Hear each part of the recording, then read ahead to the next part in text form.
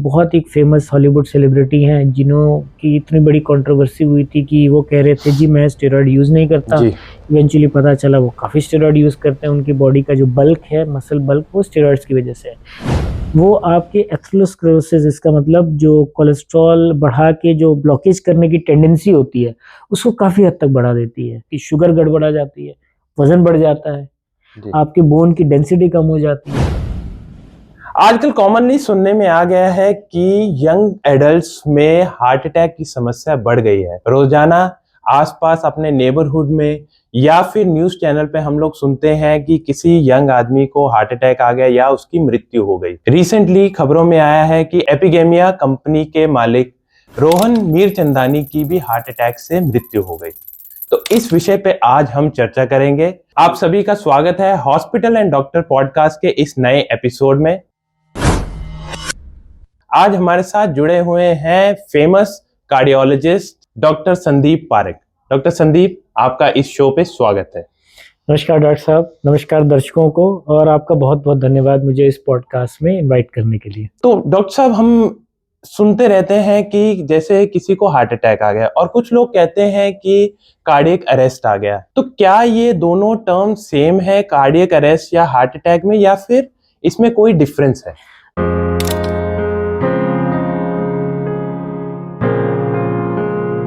देखिए, cardiac arrest जो होता है वो टर्मिनल इवेंट है जी। इन द सेंस कि किसी को हार्ट का अटैक हुआ, उसकी नाड़ी में ब्लॉकेज आई, हार्ट की नाड़ी बंद हुई, हार्ट का डैमेज हुआ, और फिर डैमेज होने के बाद इवेंचुअली जब उस पर्सन का हार्ट काम करना बंद कर देता है, फिर उसे हम कार्डियक अरेस्ट कहते हैं। तो वो टर्मिनल इवेंट है। उसके और भी कारण हो सकते हैं, हार्ट अटैक उनमें से एक है। हार्ट अटैक कार्डियक अरेस्ट का ही एक कारण है कि जिसके कारण हार्ट अंत में काम करना बंद कर दो। Cardiac arrest is basically the heart stopping to work because of multiple reason, उसमें से एक कारण हार्ट अटैक। जी। तो आजकल नौजवानों में, जैसे आज का हमारा टॉपिक है, नौजवानों में हार्ट अटैक की समस्या बहुत बढ़ गई है। तो इसके क्या कारण हो सकते हैं और क्या क्या रिस्क फैक्टर हो सकते हैं नौजवानों में कि भी ये हार्ट अटैक का इंसिडेंस इतना बढ़ गया है?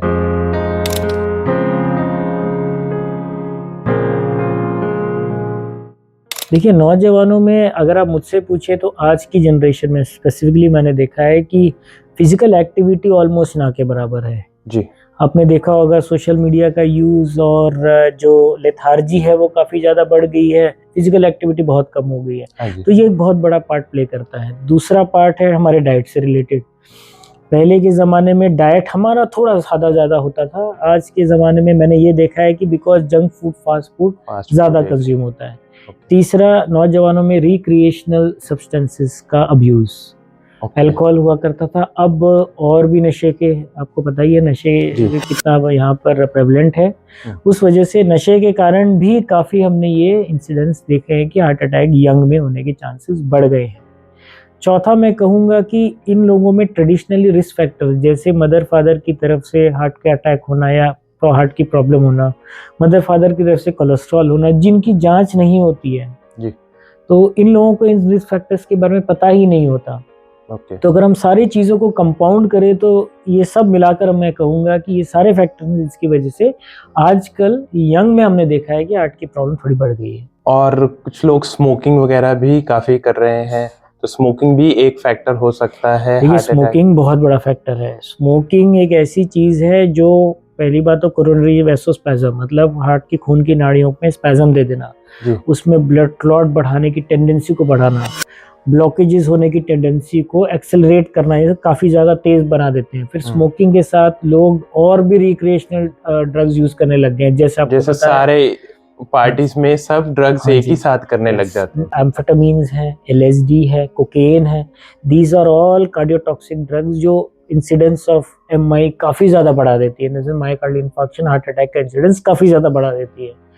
उसके साथ फिर आप अल्कोहल कंबाइन कर लीजिए तो अल्कोहल के अपने साइड इफेक्ट्स हैं हार्ट के ऊपर। तो ये सारे फैक्टर्स हैं जो कुल मिलाकर काफ़ी ज़्यादा हानि पहुंचाते हैं। और जैसे ये तो रिस्क फैक्टर हुए, कुछ लोगों में हम लोग देखते हैं, कुछ जवान लोग जो हेल्थ फ्रीक्स हैं और अपनी हेल्थ का काफ़ी ध्यान रखते हैं, तो वो जिम गोअर्स है, रेगुलर जिम जाते हैं, तो उनमें भी कई बार हम सुनते हैं कि उनको जिम के अंदर ही हार्ट अटैक आ गया, इमीडिएट डेथ हो गई। तो उनमें क्या कारण हो सकते हैं कि उनकी वजह से उनको ये परेशानी आ सकती है? देखिए, अगर आप एक्सरसाइज पर से का हार्ट डिजीज पे इम्पैक्ट देखें, तो अगर आप एक्सरसाइज और एक्टिविटी को एक्स और वाई एक्सिस पे डालें तो वो यू शेप करवाता है, इन द सेंस कि जैसे जैसे एक्सरसाइज की इंटेंसिटी आपकी बढ़ती रहती है, हार्ट डिजीज का जो इंसिडेंस है वो कम होता जाता है, फिर एक जगह जाके प्लेटू आ जाता है। लेकिन जैसे जैसे स्ट्रेनस एक्सरसाइज और होती है, एक्सरसाइज इंटेंसिटी आप ज्यादा करते हैं या बढ़ाते हैं या ओवर एक्सरसाइज करते हैं, तो एक्चुअली हार्ट अटैक के चांसेस बढ़ जाते हैं। स्ट्रेस हार्ट के ऊपर बढ़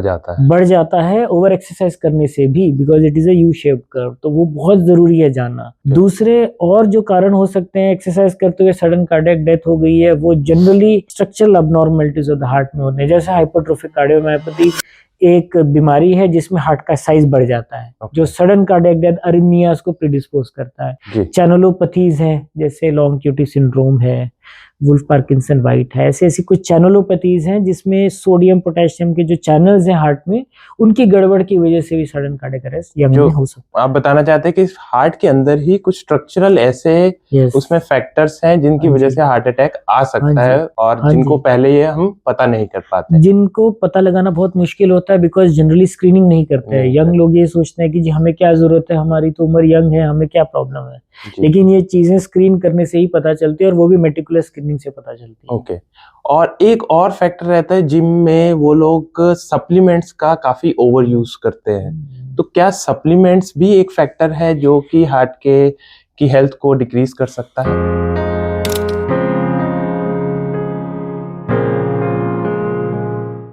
देखिए, सप्लीमेंट में मोस्ट कॉमन अगर मैं देखूं तो बहुत ही फेमस हॉलीवुड सेलिब्रिटी हैं जिन्हों की इतनी बड़ी कंट्रोवर्सी हुई थी कि वो कह रहे थे जी मैं स्टेरॉइड यूज नहीं करता। इवेंचुअली पता चला वो काफी स्टेरॉइड यूज करते हैं, उनकी बॉडी का जो बल्क है, मसल बल्क, वो स्टेरॉइड्स की वजह से है। देखिए, लॉन्ग टर्म स्टेरॉइड जो है बॉडी के लिए काफी नुकसानदायक है। वो आपके एथेरोस्क्लेरोसिस, इसका मतलब जो कोलेस्ट्रॉल बढ़ा के जो ब्लॉकेज करने की टेंडेंसी होती है, उसको काफी हद तक बढ़ा देती है। तो अगर देखें तो एथेरोस्क्लेरोसिस एक्सेलरेट हो जाती है, जिसकी वजह से हार्ट प्रॉब्लम आने के चांसेस बहुत ज़्यादा होते हैं। आपकी शुगर गड़बड़ा जाती है, वजन बढ़ जाता है, आपके बोन की डेंसिटी कम हो जाती है। सो सप्लीमेंट्स में मोस्ट कॉमनली जो आजकल जो बाहर नहीं आता है पर अब्यूज्ड है, वो स्टेरॉइड है। बाकी जो वे प्रोटीन वगैरह वो उतने ज़्यादा खराब नहीं अगर आप सिर्फ मसल बिल्डिंग के लिए यूज करते हैं, लेकिन अगर स्टेरॉइड आप उसमें ऐड करते हैं वो डेफिनेटली नो है। एक और यूज करते हैं supplement, that is pre workout, जिसमें कैफीन काफी ज्यादा होता है। तो कैफीन भी मैंने सुना है कि हार्ट के रिस्क को बढ़ाता है, हार्ट अटैक के रिस्क को बढ़ाता है। देखिए, अगर आप कफीन पूछें तो कफीन हमारे सिंपैथेटिक सिस्टम को स्टिमुलेट करता है। तो कफीन की एक्चुअली रिक्वायरमेंट हमारी बॉडी के लिए 400 मिलीग्राम से ज़्यादा नहीं होती। कप ऑफ कॉफ़ी में देखें अराउंड 40 मिलीग्राम होती है, एक चाय के कप में देखिए तो 9 से 10 मिलीग्राम होती है। तो अगर आप कफीन अपने ड्रिंक्स में दे रहे हैं, प्री वर्कआउट कफिनेटेड ड्रिंक्स, तो ये आपके सिंपैथेटिक सिस्टम को इतना ज़्यादा बढ़ा सकती हैं कि वो आपके ब्लड प्रेशर को बढ़ा दें, आपके हार्ट को अरिथमियास के लिए प्रीडिस्पोज कर ले, मतलब इरेगुलर हार्ट बीट के लिए प्रीडिस्पोज कर ले। सो कैफिनेटेड ड्रिंक्स ऑल्सो इतने मात्रा में कंज्यूम करना is no.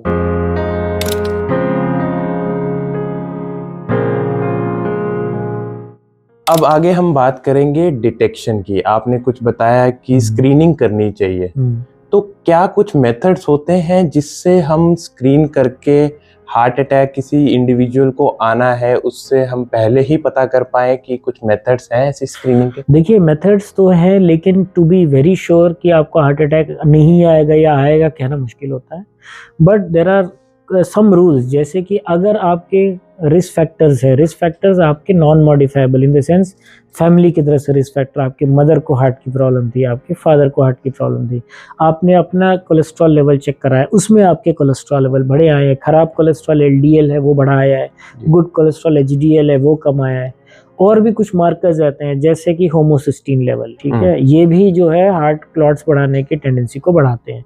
Lipoprotein A levels, ये कुछ नए मॉलिक्यूल हैं, लाइपोप्रोटीन ए, अपोलाइपोप्रोटीन बी, ये सब मॉलिक्यूल्स हैं, या HSCRP, ये सब मॉलिक्यूल्स हैं जो इन्फ्लेमेटरी मार्कर्स की तरफ से माने जाते हैं, जिनका अगर मात्रा ज़्यादा पाई जाएगी ब्लड में, चांसेस हैं कि आपके खून की नाड़ियों में इन्फ्लेमेशन चल रही है, तो आपके ब्लॉकेज बनने के चांसेस बढ़ जाते हैं। लेकिन ये हर आदमी को करा के उसकी तरफ से फिर सोचना कि ये मेरा रिस्क बढ़ जाएगा, ऐसा भी नहीं है। जैसे कुछ आप ब्लॉकेज की बात करें, ये तो ब्लड टेस्ट हो गए जो इनडायरेक्ट टेस्ट मोडेलिटीज है, जिसमें हम उसको इनडायरेक्टली इवेल्युएट करते हैं कि ब्लॉकेज है कि नहीं। क्या कुछ डायरेक्ट जैसे स्कैन्स हैं कि जिससे हमें पता लगाया जा सके कि कुछ ब्लॉकेज है, ऑलरेडी 10-20-50% ब्लॉकेज है, क्या ऐसे भी टेस्ट अवेलेबल है? देखिए, कोरोनरी एंजियोग्राफी जो है गोल्ड स्टैंडर्ड मानी जाती है कि आपने जी डाई इंजेक्ट करके कोरोनरी आर्टरीज को देखना है, but there is an alternative. Younger में या मिडिल एज में हम सीटी कोरोनरी एंजियो का भी यूज कर सकते हैं, जो सीटी स्कैन है, सीटी स्कैन कर छाती का जैसे आपने देखा है लंग्स का सीटी स्कैन होता है, वैसे ही हार्ट की खून की नाड़ियों का भी डाई देकर नाड़ी में यहाँ पर आप देख सकते हैं। तो वो भी एक फेयरली गुड असेसमेंट दे देता है अगर आप बाकी पैरामीटर्स का ध्यान रखते हैं तो। So that is another modality जिससे आप पता लगा सकते हैं। आजकल टेक्नोलॉजी बहुत एडवांस हो गई है, आजकल स्मार्ट वॉचेस आ गई हैं और स्मार्ट रिंग्स आ गई हैं जो कि आपकी heart rate, pulse rate, BP सबको इमीडिएटली बता देते हैं, ऑक्सीजन सैचुरेशन। तो क्या इनका कुछ फायदा है? इससे हम हार्ट अटैक को डिटेक्ट कर सकते हैं अर्ली? देखिए, हार्ट अटैक को डिटेक्ट करना तो मुश्किल होगा, लेकिन एप्पल की जो वॉच है वो FDA अप्रूव्ड है एट्रियल फिब्रिलेशन के लिए। एट्रियल फिब्रिलेशन जो है वो इर्रेगुलर हार्ट रेट रिदम होती है, इर्रेगुलर हार्ट रेट होती है, जिसे एप्पल वॉच में पिकअप किया जा सकता है। और ऑब्वियसली जब वो इरेगुलर हार्ट रेट पिक करती है तो कुछ और अरिथमियाज भी रिकॉर्ड कर सकती है, लेकिन उससे अब अरिथमिया का पता लगा सकते हैं, हार्ट अटैक पर से का पता लगाना वुड बी लिटिल डिफिकल्ट। तो नेक्स्ट हम बात करेंगे ट्रीटमेंट की।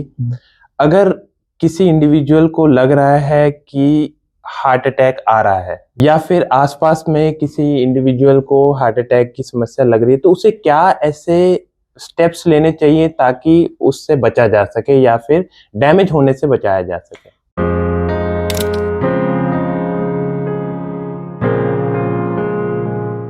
देखिए, अगर किसी को लगता है कि मुझे छाती में डिस्कम्फर्ट हो रहा है, उन्हें अपने रिस्क फैक्टर्स, अगर वो डायबिटिक भी हैं, हाइपरटेंसिव भी हैं, उनकी उम्र भी ज़्यादा है, रेट्रोस्टर्नल चेस्ट पेन हो रही है, छाती में भारीपन जो आपके कंधों में जा सकती है, दोनों बाजुओं तक जा सकती है, गर्दन तक, जबड़े तक जा रही है, पीछे की तरफ जा रही है, आपको घबराहट हो रही है, पसीना आ रहा है, तो first thing is to consult a medical specialist. मतलब आप जाइए, आपके पास जो भी अवेलेबल डॉक्टर उनके पास जाइए, और पहला टेस्ट जो हम जनरली कहते हैं वो एक ECG होती है।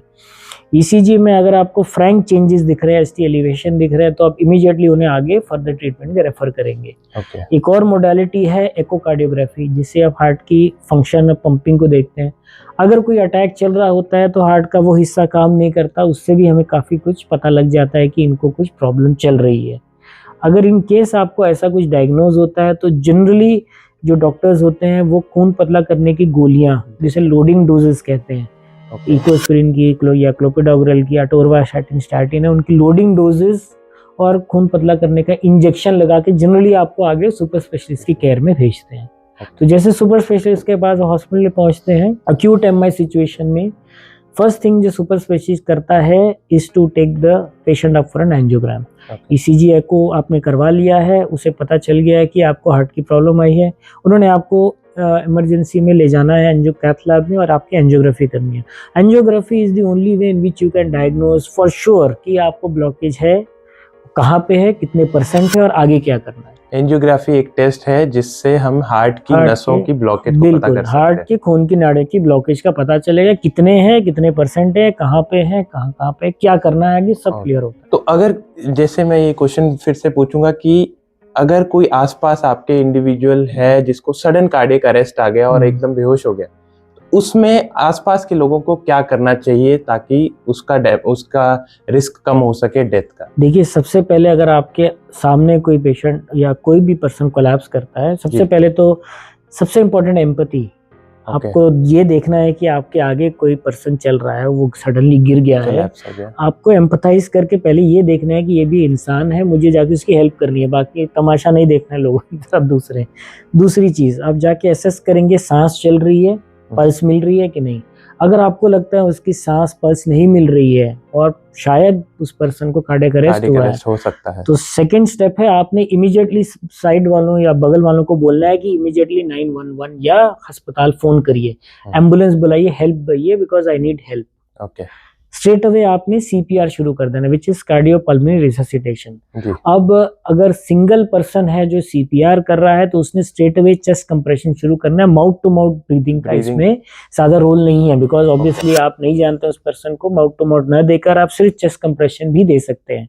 अगर आपके आसपास AED, ऑटोमेटेड एक्सटर्नल डिफिब्रिलेटर है, काफी जगह पे जो अवेलेबल रहता है, काफी एयरपोर्ट्स में, मॉल्स में, तो आप उसे शॉक भी दे सकते हैं अगर आपको रिदम नहीं मिलती है तो। ओके, सो ये चीजें इमीडिएटली करनी है, बिकॉज मैं आपको बता रहा हूँ there are lot of instances कि आप न्यूज़पेपर में पढ़ते होंगे कि ये चीजें फ्लाइट में हुई, ये चीजें कहीं हुई और किसी ने सीपीआर देके ट्रेन में, फ्लाइट में, मॉल में सीपीआर देके जान बचाई है। जी, सो वो बहुत क्रिटिकल मोमेंट्स होते हैं। अगर आप उन मोमेंट्स को एम्पैथी शो करके एज अ ह्यूमन बीइंग उसे वहां पर कैरी आउट कर दें, एंड आल्सो किसी की इफ यू जान हैव बच द नॉलेज आल्सो हाँ, फॉर दिस थिंग, वो है, बट मतलब definitely you can save somebody's life. तो नेक्स्ट हम बात करेंगे, अब ट्रीटमेंट के बाद हम लोग बात करना चाहेंगे कि प्रिवेंशन की। यंग इंडिविजुअल में जैसे ये हार्ट अटैक की प्रॉब्लम इतनी बढ़ रही है, तो उनको क्या क्या ऐसे फैक्टर्स अपनी लाइफ में अपनाने चाहिए, क्या मॉडिफिकेशन करना चाहिए ताकि उनको हार्ट अटैक या कार्डियक अरेस्ट का रिस्क कम हो सके? देखिए, as an individual I think सबको पहली बात ये रियलाइज करना चाहिए कि उनका हार्ट डिजीज के लिए रिस्क क्या है। तो कुछ चीजें होती हैं जो नॉन मॉडिफाइबल होती हैं, जैसे उनके मदर फादर को हार्ट की प्रॉब्लम है तो उनको भी होने के चांसेस हैं। मदर फादर को कोलेस्ट्रॉल है, उनको भी होने के चांसेस हैं। अगर उनकी उम्र बढ़ रही है, वो नॉन मॉडिफाइबल, उनके भी कुछ रिस्क फैक्टर होते हैं मॉडिफाइबल, जैसे सिगरेट पीना, जी, रिक्रिएशनल सब्सटेंसेस, वजन बहुत ज्यादा होना, ओबेसिटी, आप जी फिजिकल एक्टिविटी नहीं करते हैं, सारा टाइम स्क्रीन के आगे बैठे रहते हैं, फिजिकल एक्टिविटी आपकी नहीं, एक्सरसाइज नहीं करते हैं। डाइट आपका कैसा है, डाइट में आप जंक फूड या सैचुरेटेड फैट से भरा हुआ खाना, प्रोसेस्ड खाना, माइक्रो प्रोसेस खाना खाते हैं, तो ये सब आपके रिस्क फैक्टर्स हैं। तो अगर आपको हार्ट डिजीज प्रिवेंट करना है तो you should basically go towards a healthy lifestyle. तो पहले किसी आदमी को अपने रिस्क इवेल्युएट करा लेना जरूरी है कि ताकि उसको पहले पता हो कि मेरा रिस्क ज्यादा है या कम है। हाँ जी, वो लो रिस्क में है, मॉडरेट रिस्क में, हाई रिस्क में है। अकॉर्डिंगली फिर स्टेप्स, ट्रीटमेंट और स्टेप्स अकॉर्डिंगली लिए जा सकते हैं। क्या डाइट आप रिकमेंड करते हैं कि इसमें हम डाइट या फिर एक्सरसाइज आप रिकमेंड करते हैं कि उनको करना चाहिए ताकि रिस्क कम हो सके? देखिए, डाइट में सबसे बड़ी चीज होती है कि आपको सैचुरेटेड फैट का अमाउंट कम करना है। ओके, पॉली और मोनो अनसैचुरेटेड फैटी एसिड्स को बढ़ाना है, ट्रांस फैट्स बिल्कुल नहीं। सेकेंडली, आपको अपने डाइट में प्रोटीन की क्वांटिटी को बढ़ाना है, कार्बोहाइड्रेट्स की क्वांटिटी को कम रखना है, फ्रूट्स एंड वेजिटेबल्स इंक्लूड करना है। So basically what I am trying to say कि आप अपना खाना जो है channel it more towards a balanced diet is more important, very important. दूसरा, फिजिकल एक्टिविटी जो आप कह रहे हैं, moderate intensity physical activity 150 minutes in a week. इसका मतलब 30 minutes of moderate activity 5 days in a week, या अगर आप हेवी एक्टिविटी, स्ट्रेनस एक्टिविटी करते हैं तो 75 minutes in a week is good enough. उसमें भी एक्सरसाइज में ऐसा है कि अगर जो मेजर मसल ग्रुप्स है उनको आप वेट ट्रेनिंग कर सकते हैं हफ्ते में 2 बार। दूसरा, अगर आपके पास इतना सब कुछ नहीं है, इतना सब टाइम भी नहीं है, तो कोशिश ये करना है कि आपको सारा टाइम जो है बैठे नहीं रहना, you have to be active. Work place पे भी तो आजकल जैसे कहते हैं sitting is the new smoking. Yes, should not smit. आपको चलते रहना है, वर्क प्लेस पे भी आपको एक्टिव रहना है, एक्टिव रहने की जरूरत है। तो एक आखिरी क्वेश्चन, आप हमारे यंग नौजवानों को क्या संदेश देना चाहेंगे ताकि उनका ये रिस्क कम रहे और अपने हार्ट की हेल्थ इंप्रूव कर पाए? देखिए, नौजवानों के लिए, बिकॉज आजकल जो है काफी लोग एजुकेटेड भी हो गए हैं, social media has come in a big way. So social media के प्लेटफॉर्म के ही माध्यम से मैं कहना चाहूंगा कि first important thing is assess your risk. आप जाएं, अपना रिस्क असेस करवाएं कि आपका कार्डियोवैस्कुलर डिजीज के लिए क्या रिस्क है। दूसरा, try to follow a very healthy lifestyle. अपना वेट का ध्यान रखें, स्मोकिंग क्विट करें, अल्कोहल का कंटेंट कम करें, बैलेंस डाइट लें, फिजिकल एक्टिविटी बढ़ाएं। तीसरा, work related, lifestyle related stress, sleep pattern, extremely important. So ये जी। चीजें हम एक्चुअली काफी तरह से इग्नोर करते हैं, पर these actually play very important role. तो sleep, sleep is very yeah important. Anxiety, stress, इन सबको अपने लाइफ में कम करें। सो आई थिंक जो आजकल सोशल मीडिया की एडिक्शन है उसे कम करें, try to move more outside, physical activity Yes. Should be more and अपने ऑफिस लाइफस्टाइल को इम्प्रूव Change करना, करें। चेंज करें। To connect with nature basically. तो मुझे उम्मीद है दर्शकों को इस डिस्कशन से काफी लाभ मिला होगा। अगर आपके कुछ क्वेश्चन हैं जो हम इस पॉडकास्ट में कवर नहीं कर पाए हैं, तो आप हमें कमेंट सेक्शन पर पूछ सकते हैं। हम अपने एक्सपर्ट से उनका आंसर देने की कोशिश करेंगे। और अगर आपको यह एपिसोड पसंद आया तो इसे लाइक करें और शेयर करें और हमारे चैनल को सब्सक्राइब करें। धन्यवाद। Thank you ji.